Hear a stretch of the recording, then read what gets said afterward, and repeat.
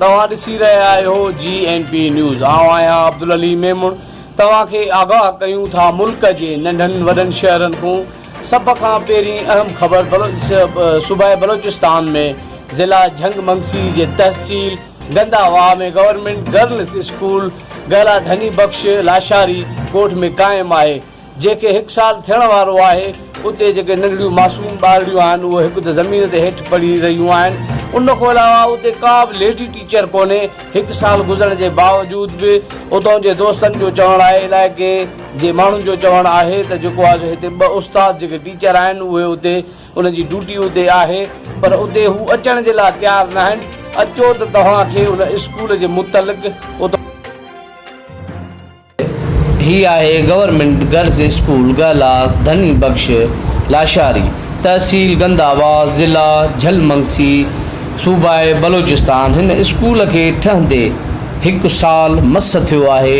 हिन जी हालति अहिड़ी थी वई आहे जो दीवारुनि खे ॾार पइजी विया आहिनि ऐं हिन जा जेके रंग रूप थियल हुया उहे रंग बि छणी विया आहिनि। हिन स्कूल में जेको बेकार मटीरियल इस्तेमालु करण सां हिन जी जेको हेठि फर्श लॻल हुयो उहो फर्श बि टुटी वियो आहे, बिल्कुलु टुटी वियो आहे। उन फर्श जे टुटण सां दीवारुनि खे ॾार पइजी विया आहिनि, दीवारूं बि नाकारा थी चुकियूं आहिनि।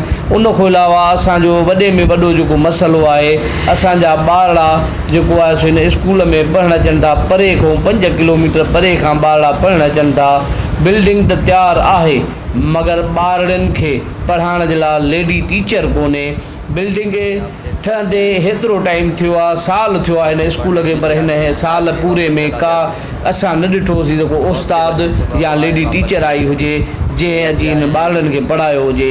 असांजे ॿारनि जे मुस्तक़बिल सां खेॾियो थो वञे। जॾहिं स्कूल आहे त उस्ताद जो हुजणु लाज़मी आहे। असां हितां जो जेको आहे सो झलमंगसी जे DCO खे लिखत में बार शिकायत ॾिनी आहे त साईं असांजे ॿारनि जे मुस्तक़बिल खे बचायो, ॿारड़ा पढ़ी पवंदा त उहे कुझु असांजे लाइ रोशन थींदा। सो महिरबानी करे